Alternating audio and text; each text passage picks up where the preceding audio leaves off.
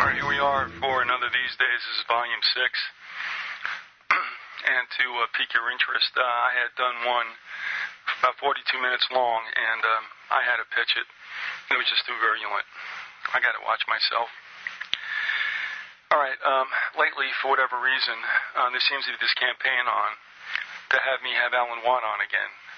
You know, and I don't know what's going on out there, but I get a feeling that there's a lot of new listeners who probably are mainlining the Patriot networks and don't understand what's gone on before, especially with my feelings towards them and the reasons why. So I guess that's it.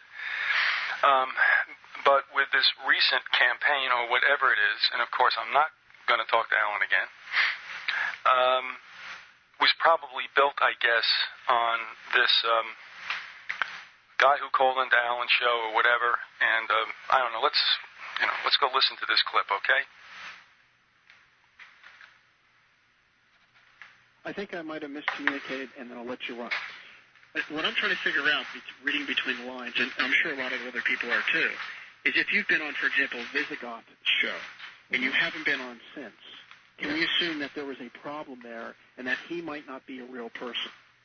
I don't know. I know some people have been on some Christian shows, and because I wouldn't go along with their particular part in the agenda, and there's a lot of fake Christian shows out there. I should say they're fake Christian shows. There's no doubt about it. They do have their agenda. I know a lot about them that I can't say on air. But I know that some shows, I can't say that about Vyzygoth, so I don't really know why he hasn't got back.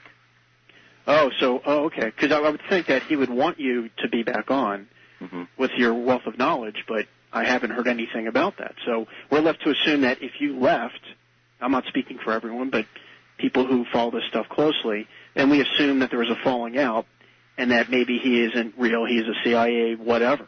But you're saying that's not the case. I don't know. I've just never heard from him again. And I think he is a Christian. But I think he also has some background with CIA or FBI or something. But I don't know the whole story. I know that with Red Ice, a consortium who's well-funded from the British side, who threatened to get me off the air when I said I wouldn't join them, did put pressure on Red Ice, who entered into a business pact with them, and that was part of the agreement, was to get me off their show. Well, thank you, Alan. Thanks for calling. Okay, now, let's set the record straight.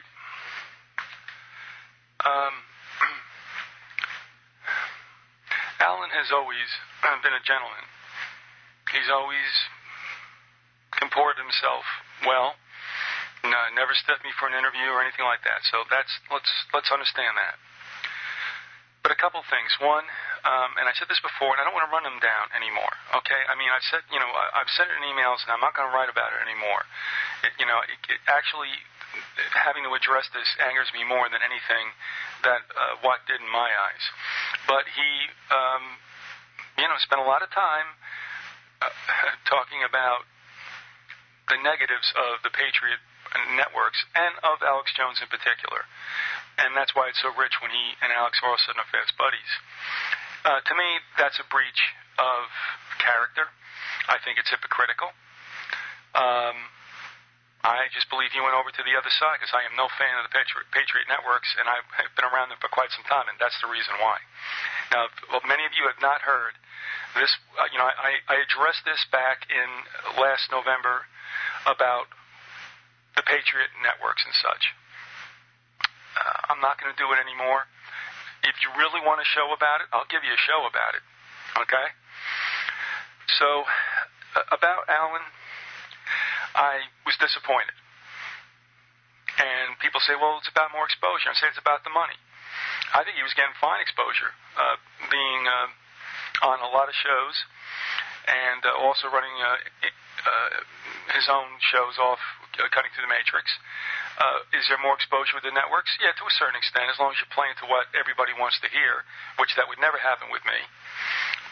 Because the Patriots couldn't take the fact that I'm telling, the Constitution is a fairy tale, and the Founding Fathers and the God-breathed country. How long do you think that would take, huh? Okay, so they're going to tell you just what they want you to hear, because it's about the money. It's always about the money. Networks are about the money. You don't go on a network not to make money. And let me give you an example. In the old days, and first of all, any of you who are listening to this, and any of you who have even grandparents, have never known a free press.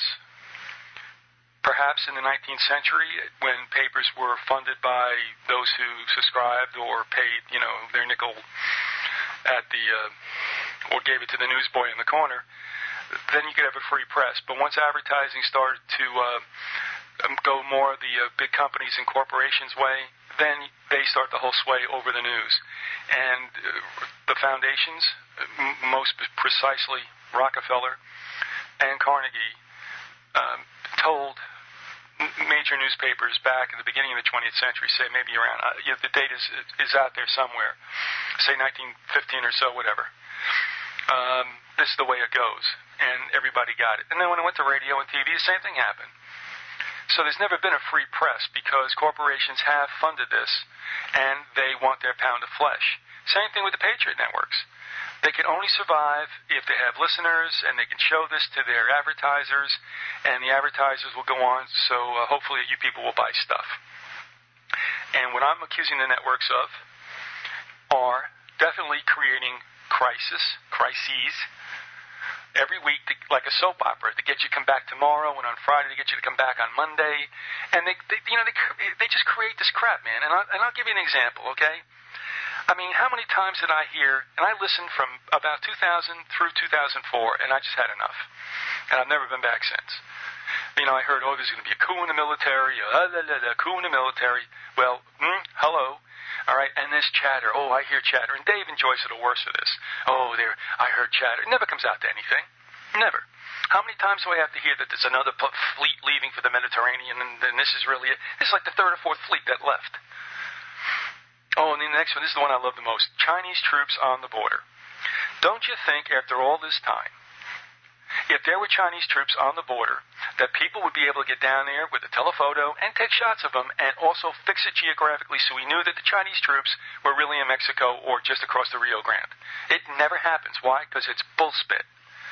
Okay? It's bullspit. And they run this crap by you guys all the time, and you eat it up. You got to have a crisis to come back and listen. And they'll falsify it, manufacture it, do whatever they have to do to get you to come back and listen.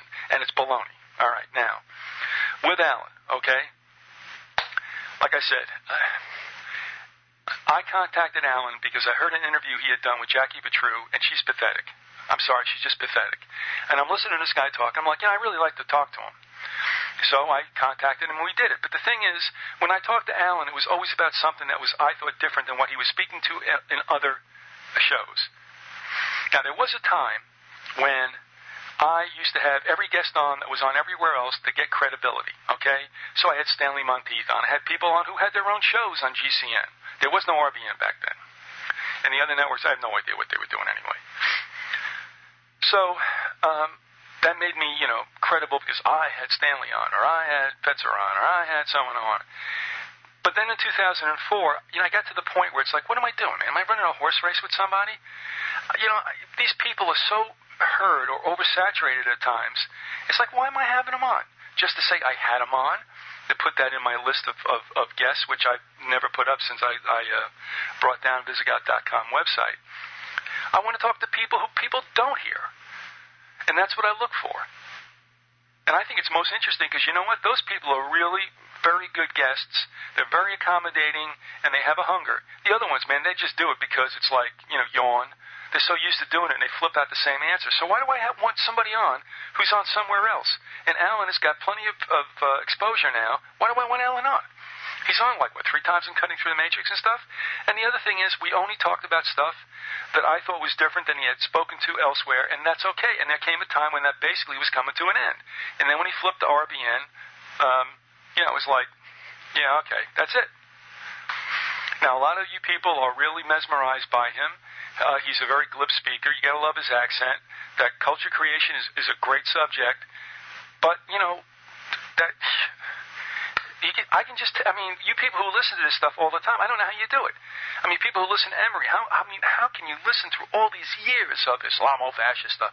God, are you serious?